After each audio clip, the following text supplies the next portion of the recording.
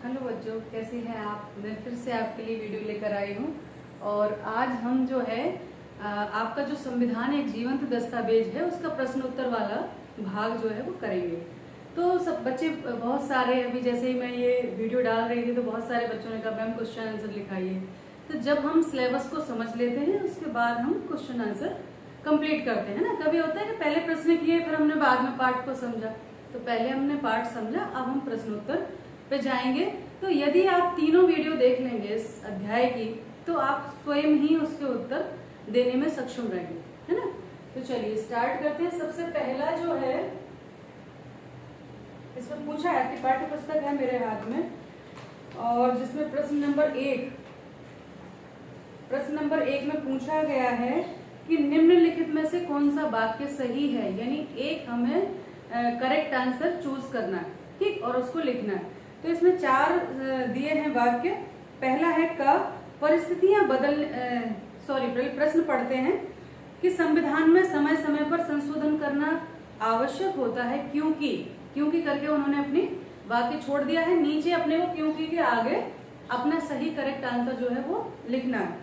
तो पहला है कि परिस्थितियां बदलने पर संविधान में संशोधन करना उचित और आवश्यक हो जाता है ना।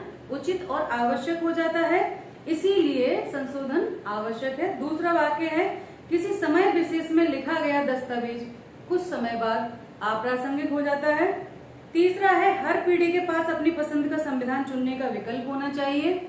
और चौथा है संविधान में मौजूदा सरकार का राजनीतिक दर्शन प्रतिबिंबित होना चाहिए, यानी जो प्रेजेंट गवर्नमेंट है उसका जो फिलॉसफी है, पॉलिटिकल फिलॉसफी, वो उस संविधान में प्रतिबिंबित होनी चाहिए, यानी उस संविधान उनके अनुसार होना चाहिए। तो ये 4 वाक्य हैं, दिखने में बहुत सिमिलर हैं, ऐसा लग रहा है कि दोनों एक ही हैं, पर चारों एक जैसे ही हैं और चारों सही लग रहे हैं, पर ऐसा नहीं है। इसमें से अक्सर ऐसे ही प्रश्न हमारे गलत जाते हैं, जहां हमें भ्रम हो जाता है कि नहीं ये भी सही है, ये भी सही है, ये भी सही है। पर हम अगर गौर से देखें तो इन चारों प्रश्नों को हम यहीं पर खंडन करना शुरू करते हैं। और मैं नीचे से प्रारंभ करती हूँ। सबसे पहला कि संविधान में मौजूदा सरकार का राजनीतिक दर्शन प्रतिबिंबित होना चाहिए। अगर ऐसा होगा तो जो संविधान की आत्मा है, क्योंकि सरकार जो है किसी एक विचारधारा के ऊपर निर्धारित हो सकती है, उसकी अपनी दलगत राजनीति किसी एक विचारधारा को मानती है। तो इसका अर्थ ही अगर उसके अनुसार संविधान निर्धारित किया जाए, संशोधन किया जाए, तो फिर जो दूसरी विचारधारा वाले बहुतायत लोग हैं फिर उनका तो अस्तित्व संकट में हो जाएगा, उनका तो कोई मतलब ही नहीं, जबकि सरकार तो सभी चुनते हैं, है ना। तो ये संभव नहीं है। दूसरा है, यानी ये सही नहीं है। दूसरा है हर पीढ़ी के पास अपनी पसंद का संविधान चुनने का विकल्प होना चाहिए। बट अगर ऐसे ही हुआ तो फिर बार बार संशोधन होगा, और संशोधन या परिवर्तन इतना जो है आसान नहीं होता है, प्रक्रिया बहुत कठिन होती है। और यदि प्रक्रिया कठिन नहीं होगी तो संविधान का जो सम्मान है, उसकी मर्यादा है, उसकी गरिमा है, वो धूमिल हो जाएगी, कोई मतलब ही नहीं। संविधान एक होली बुक की तरह हमारे सामने है, अगर वो बार बार अपने अनुसार लोग बदलते रहें तो उसकी पवित्रता, उसकी गरिमा खत्म हो जाएगी। और वो इतना जो है कहें कि आसान दस्तावेज नहीं है, या कोई बहुत हल्का नहीं है, उसकी बहुत महत्वता है। उससे पूरे देश की जनता का हित जुड़ा होता है, उनका पूरा जीवनचर्या जुड़ी होती है, पूरे सरकार के नियम कानून सब कुछ। तो उसको ऐसे बार बार नहीं बदला जा सकता है। तीसरा है किसी विषय में लिखा गया अप्रासंगिक हो जाता है। तो इसके बारे में मैं कहूंगी, अपना उदाहरण है अपना संविधान। 71 ईयर्स होने के बाद भी आज भी हमारा संविधान प्रासंगिक है, आज भी इसमें जो है परिवर्तन की आवश्यकता नहीं है। कुछ संशोधन समय परिस्थिति के अनुसार होते रहते हैं, तो वो तो होते ही रहते हैं, ठीक। उसके अलावा पहला जो था का कि परिस्थितियां बदलने पर संविधान में उचित संशोधन करना आवश्यक हो जाता है। तो ये आंसर बिल्कुल करेक्ट है कि जब सिचुएशंस बदलती है एक टाइम बाद तो कुछ भाग ऐसा होता है जिसमें परिवर्तन, जैसे आज जो चीजें प्रासंगिक हैं आज से 20, 25, 50 साल बाद वो हो सकता है उनमें परिवर्तन की आवश्यकता हो। तो जो इसका सही तर्क है या वाक्य है वो ये है का वाला कि संविधान में समय समय पर संशोधन करना आवश्यक होता है क्योंकि। अब हम इसको लिखेंगे। सबसे पहले क्वेश्चन नंबर 1 का आंसर तो इसमें दिया है कि प्रश्न में नहीं लिखूंगी, प्रश्न लिखा हुआ है, ठीक है। तो मैं सिर्फ आंसर लिखूंगी इसमें कि इसका है का। सही उत्तर जो है वो का है कि परिस्थितियां बदलने पर परिस्थितियां बदलने पर क्या हो जाता है? परिस्थितियां बदलने पर संविधान में उचित संशोधन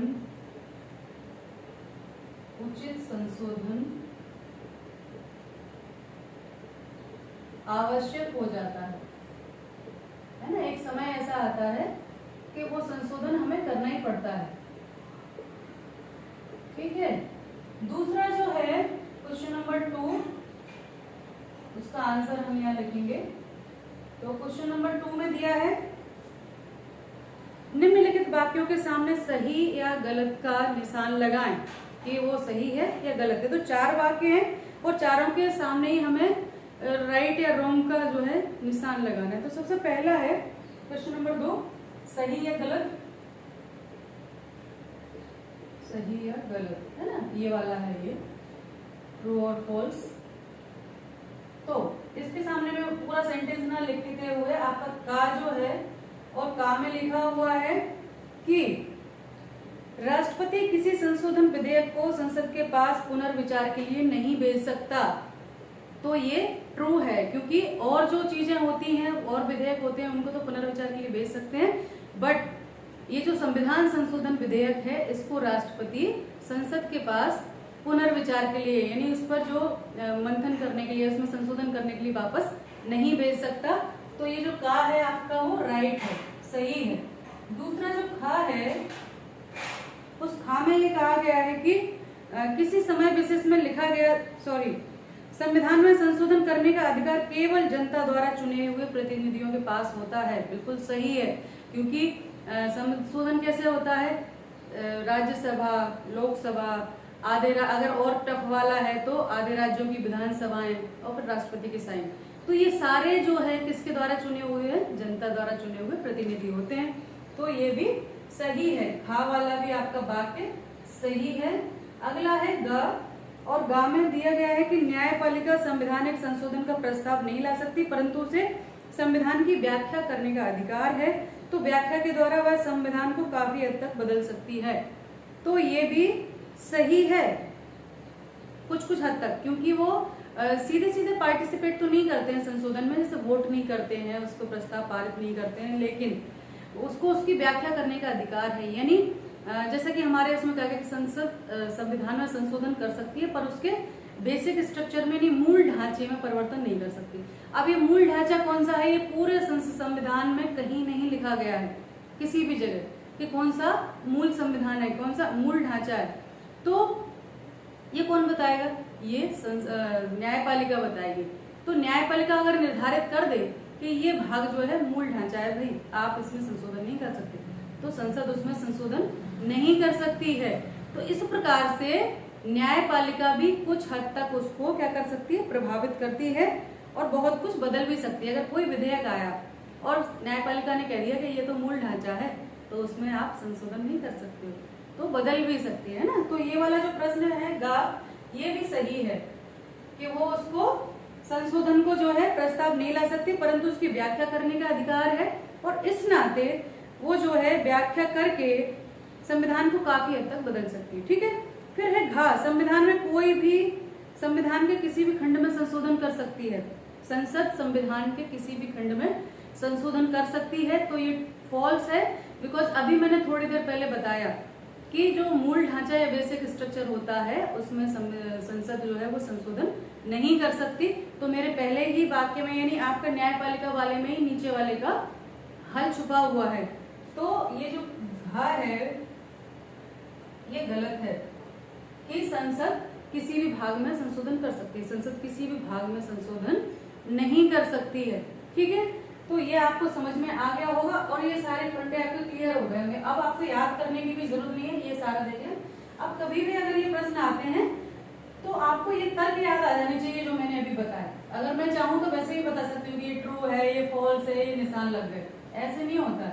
क्यों है ये हमें पता होना जरूरी है ना। हमने अगर किसी को असत्य या सत्य किया है तो उसके पीछे हमें तर्क पता होना जरूरी होता है कि भाई ये हमने जो लगाया है उसके पीछे क्या कारण है, उसके पीछे रीजन क्या है, क्या हमें इसके बारे में सच्चाई पता है, क्यों हमने ये सही है गलत, कई बार हम तुक्के लगा देते हैं, तो वो ठीक है, नहीं आ रहा है कभी, वो बात अलग है। लेकिन यदि आपको हर आपके पाठ्य पुस्तक के जो प्रश्न उत्तर हैं उनकी तर्क सहित आपको पता होना चाहिए कि हमने जो आंसर लगाया तो क्यों लगाया। ठीक, अब आपका प्रश्न नंबर 3 है, क्वेश्चन नंबर 3, इसका आंसर हम लिखेंगे। तो क्वेश्चन नंबर 3 में है, कुछ लिखे हुए हैं, कुछ वर्ड्स दिए हुए हैं और कहा गया है कि निम्नलिखित में से कौन भारतीय संविधान की संशोधन प्रक्रिया में भूमिका निभाते हैं और वो इस प्रक्रिया में कैसे शामिल होते हैं। दो चीजें बतानी है, एक तो ये लिस्ट दी है, तो सबसे पहले है का, इस पे है मतदाता, मैं प्रश्न नहीं लिख रही हूँ, आपके उसमें दिया है। दूसरा ख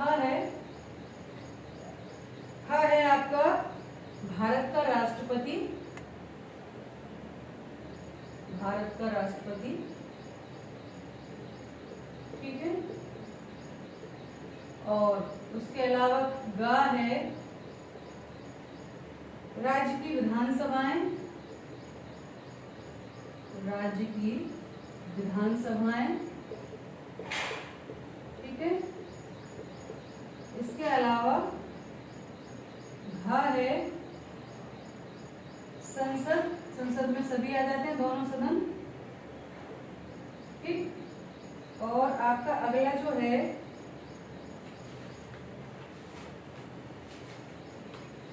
ठीक है, अगला जो है आपका ये है